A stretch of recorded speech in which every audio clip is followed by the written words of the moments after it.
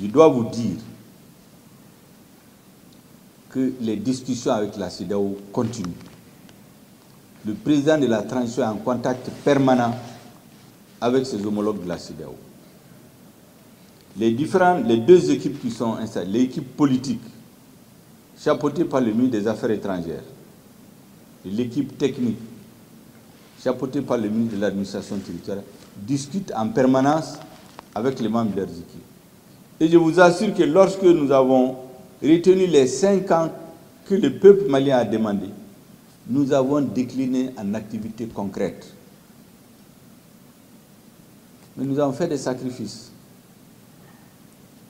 Au début, notre objectif, c'est de rendre un certain nombre d'actions aussi avancées qu'on a la garantie de l'irréversibilité du processus du changement. Avec les négociations, nous sommes allés de 5 ans à 4 ans, à la date d'aujourd'hui, la date incompressible pour implémenter les bases du processus du changement, des bases solides pour le rendre irréversible. Tous les calculs que nous avons faits, y compris avec les experts étrangers, montrent qu'on ne peut pas aller en deçà de 24 mois. Ces chiffres-là ont été discutés face à face avec les techniciens de la communauté internationale. Nous avons 3 ministres avec leurs 2 collaborateurs, 5 personnes, en face 30 personnes. Les discussions ont abouti, on a pris action par action.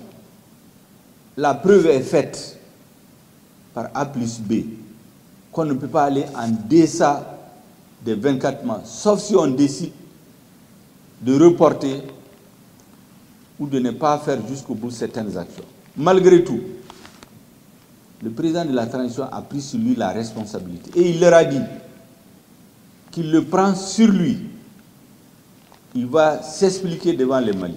Il va justifier en espérant que le peuple va accepter qu'en 24 mois, nous pourrons implémenter les bases de l'irréversibilité du processus du changement par rapport aux 5 revendications majeures. Parce que si on ne le fait pas, les mêmes causes produisant les mêmes effets, si on installe un gouvernement dans la précipitation, sans faire avancer les dossiers de lutte contre la corruption et l'impunité, sans avoir un niveau minimum de sécurité pour réinstaller les populations, faire revenir les réfugiés, faire revenir l'administration,